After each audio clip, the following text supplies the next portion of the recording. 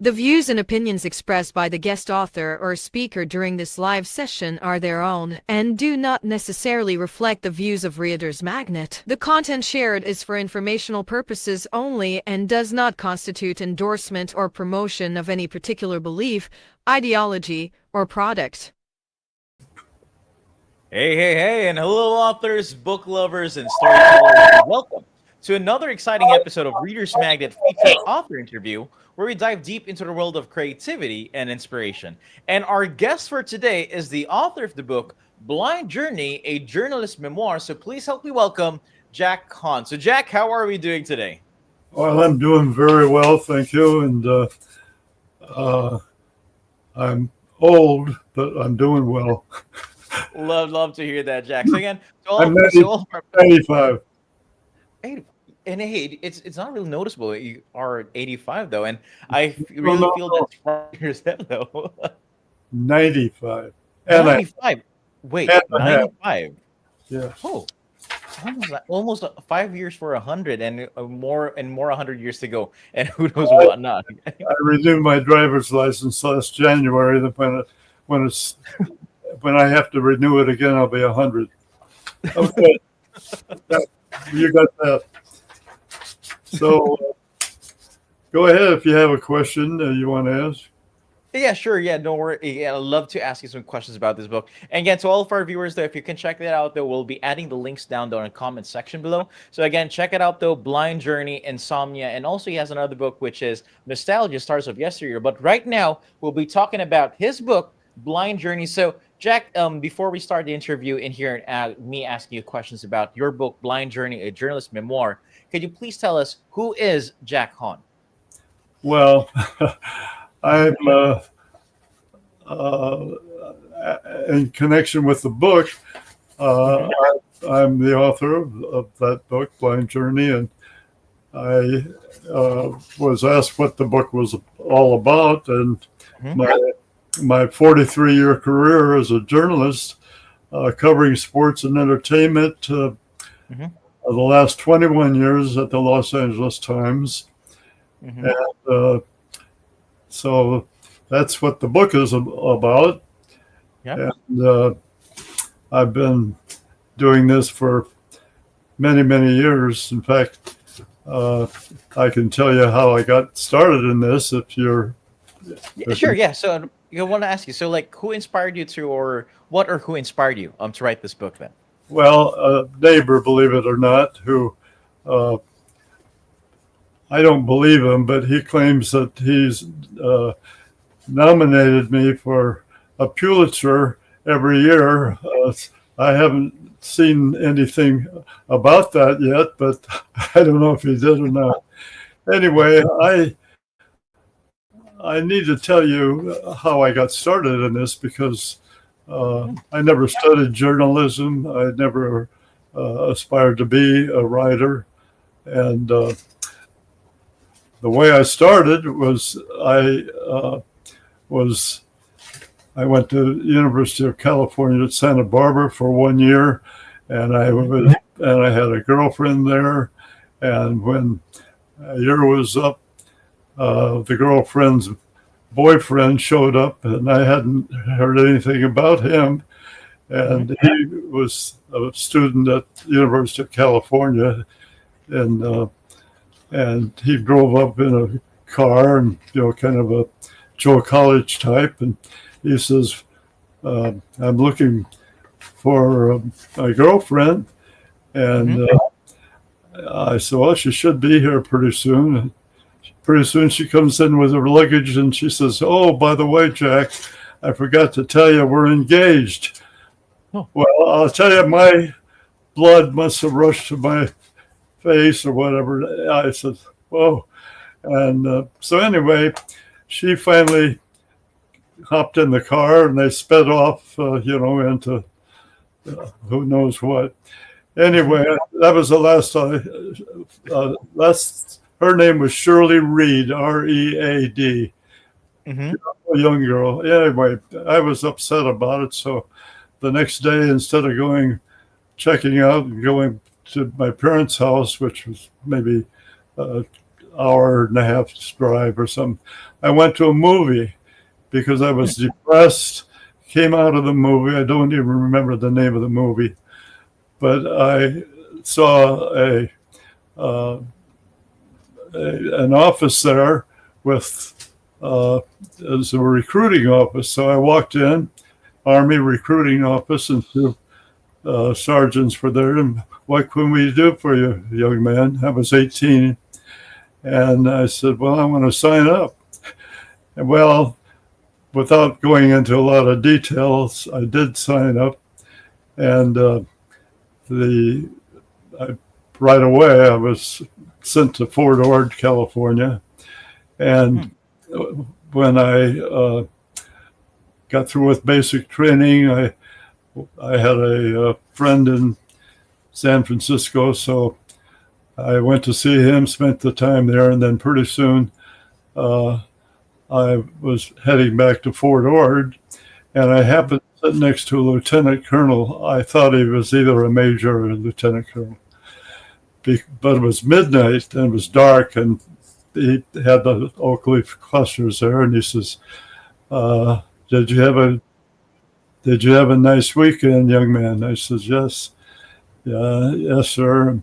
Anyway, I started talking to him, and before long, I found out he was the public information officer at Fort Ord. He says, "How would you like to be in PIO?" I don't know. What's PIO? Well, it was Public Information Office, and he was a public information officer. And he says, we'd like to have you join it. I mean, he could facilitate that, get me transferred, So I said, "What do I have to do?" And he said, "Well, you write letters to newspapers about interesting recruits, and when you have it written, then we send a copy to the paper." I said, "I don't know anything about writing. I never even looked at writing." "Don't worry," he says, "we'll teach you." Well, 4 years later, I discharged from the Army, and I had a wife and a 6-week-old daughter by that time, and I had a little bit of training on how to write. Well, I was discharged. I found out that after half of my career, I was able to write something that was readable, and that's how I got into writing. And so I didn't even start writing until I was about 80 years old. And so I got those 3 books for sale.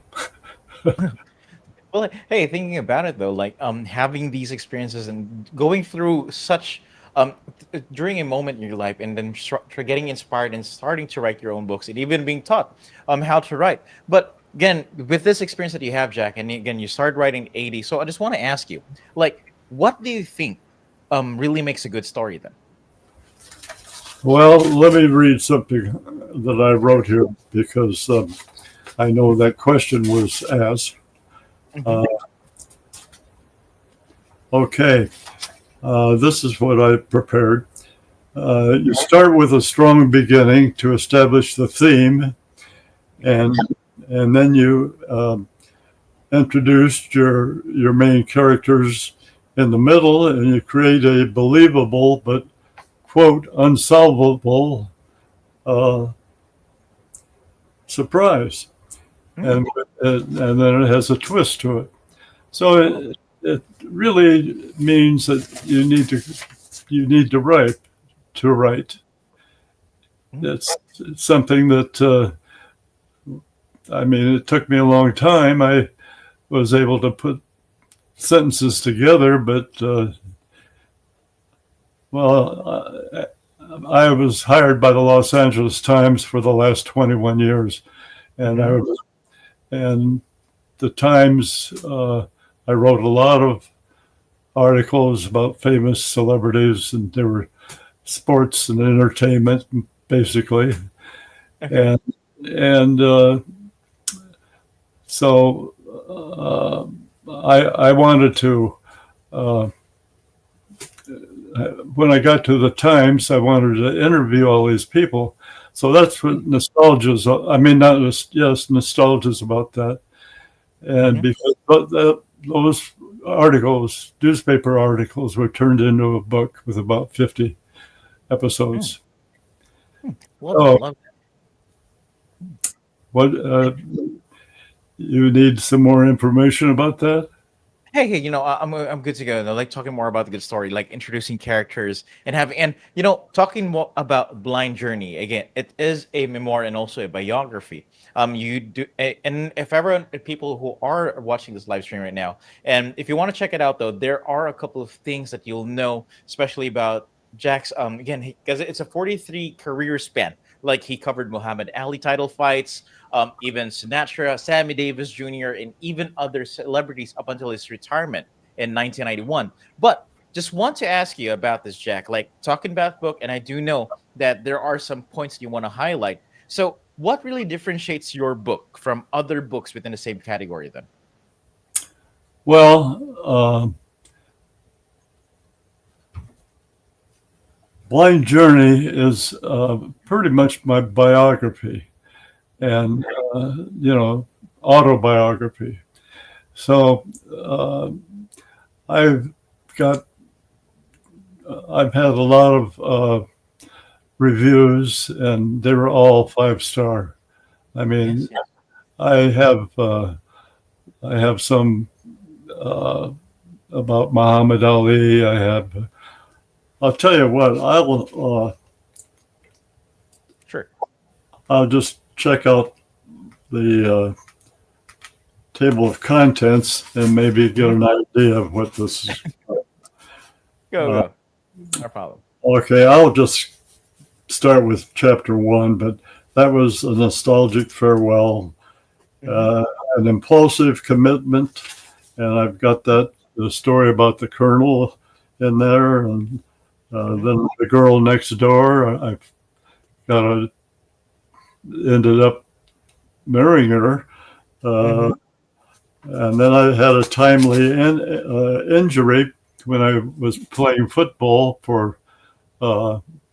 at Fort Ord, and so the girlfriend and 2 of my high school buddies drove all night from Los Angeles up to Fort Ord just to see me in the hospital. And so I was competing against another guy for my girlfriend, but as soon as she reached over and kissed me in bed in the hospital, his name was Don Ayers. Well, Don Ayers was out, and I was in. So I've got so many stories in this book. Even my proposal was pretty sad. I mean, I signed up for 3 years, but they added a year, so I served almost 4 years. And those 4 years, I had, I added that year, and I sat down on the cold cement step outside her parents' house, and I said, "Well, honey, you know how I feel about you, and I am going to have to serve another year, and will you wait for me?" That's the way I put it. And she didn't hesitate. She just put her arms around me and gave me a big smooch. And so that was a proposal. And I never did really, no kneeling, no, the usual, none of that. And then we got married. And we were married 63 years. My wife died about 10 years ago. So I'm remarried to the young lady right behind me, who is not on the camera, although she should be. Just stick your head there. You gotta get over. Here's the camera up here. Can you see it? Can't see her. Just stick your. Oh, there she is. Beautiful. Okay, there I am. Hi there. Hi.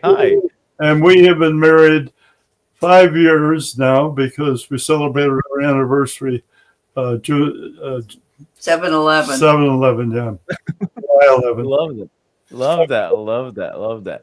And and also Jack, I really do love really love this book, especially talking about your life, the experiences you have, and also the files that you also had. And it's still in continuation with your other books. Like Nostalgia Stars of Yesteryear is also a spiritual succession to that book. And you know what? And also like the book Insomnia, talking more about as well as also your second book here. But I'd like to ask you, Jack, at the age of 95, you already have 3 books under your belt.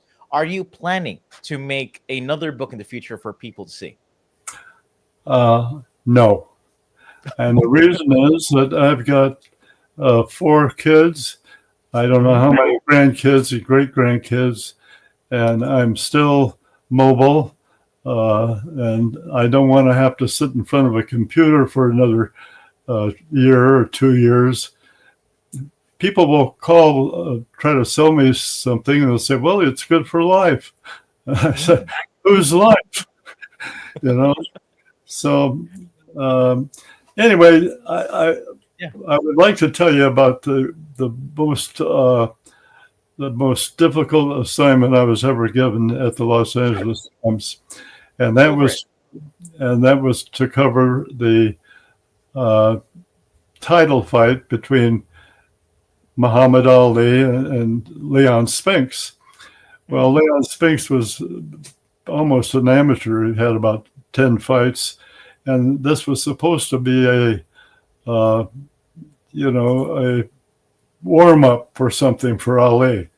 Well, Ali was, he was doing his best to win the fight, and it went to a decision, and he lost the fight.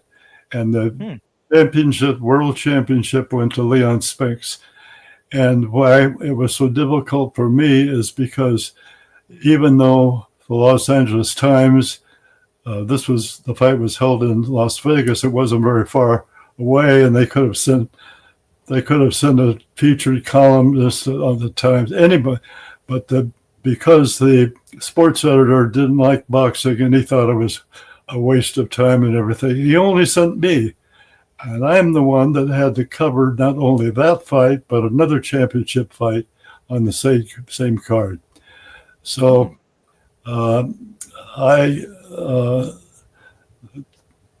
there are so many stories in this book.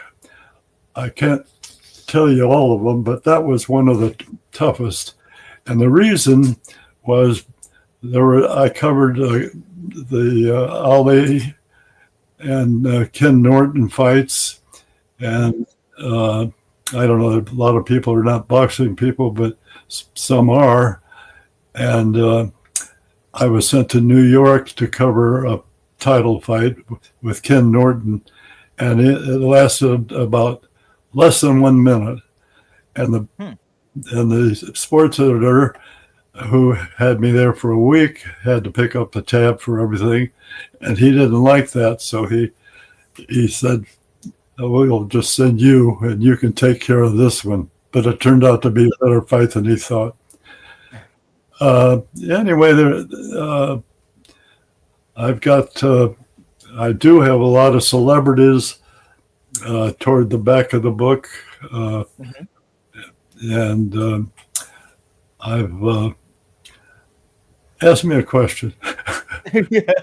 Hey, no worries about this, because again, I just want to say this though, because again, a Blind Journey though, and again, if ever these people really want to, read this book though and grab a copy. So again, I just want to say though, to all of our viewers and book lovers, I would really highly suggest for you to start grabbing a copy of, again, Jack Hawn's book, that is Blind Journey, and that's available through Amazon, Barnes & Noble, and also through his website.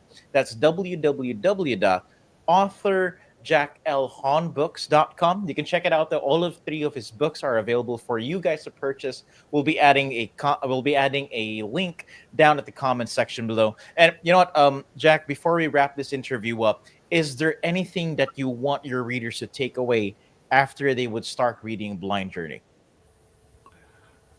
Well, that's a tough one.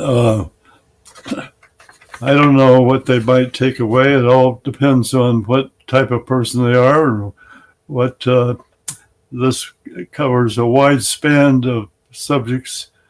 And I think the one thing that they would be, what I should be doing is reading some of those book reviews, because they vary, but so many people,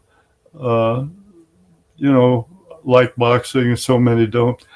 But it's the kind of book that I think I'm going to read it again, because it's been so long since I wrote it. I can't remember what I wrote. And it's a hardcover and a paperback. But I just turned to a page, and here's the Andrews sisters. Well, older people are going to remember the Andrews sisters. You probably don't. But the World War II trio that traveled around during World War II. I don't know if you can see the picture. You can put it up. Oh, there. Yeah, you can see the picture now. There, saw it. The Andrews sisters. And so, there's everyone will be here. Sammy Davis Jr. and my grandchildren are on his. One of them is on his knee, and people may remember Sammy Davis more than some of the others. But he had us in his dressing room, and he had given up. He either gave up smoking right then, or he gave up drinking, and I've forgotten which. But he said, he said, well, I think he said I gave up drinking, and I said, well, what about the smoke? He said, hey man, he says, one thing at a time. That was Sammy Davis Jr. And that girl gets in my way. Mary Beth is the one that wants me to get not get the haircut, but I'd get the haircut. But you know what, Jack, thinking about this book as well, it's more of like a history. It's history as well that's inside these pages. And if ever anyone who wants to grab a copy, again, we'll be adding the links down in the section comment below. So check it out though. Click on the link, grab a copy of the book. Again, that's Blind Journey, coming from Jack Hawn. So you know what? Just want to say though, Jack, as we come with the end of today's conversation, I just want to say thank you very much for joining us today, and sharing as well your stories. And we are looking forward to see if ever where your author journey takes you. I know this is going to be a stop right now in creating books, but who knows in the future, or maybe a couple of months from now, once you see these reviews, maybe you can add a little bit more history onto your future books as well. Hopefully we will be. One thing to add to that, Sure. I live in a community here, and I just finished writing an article, a magazine article that's going to be published just in our community. But I used to write for the community paper, and a lot of people know me here, so it's the last thing I've written, really. Oh, okay. Hey, if people want to check it out though, they can always try to check. And again, through the power of internet though, a lot of people can really check as well. Because again, even with a simple search for Google though, you type in Jack Hawn, and then you'll be seeing the author Jack Hawn in this book. And you know what? I just want to say this though. So Jack, and again to all of our viewers, thank you very much for tuning in. And again, always remember again that every ending is just a new beginning in the world of stories. May your reading adventures be endless, and your imagination boundless. And as we say here at Reader's Magnet, we share your stories with the world. Thank you, and have a good one. Thanks, Jack. Have a good one. Bye-bye. Thank you.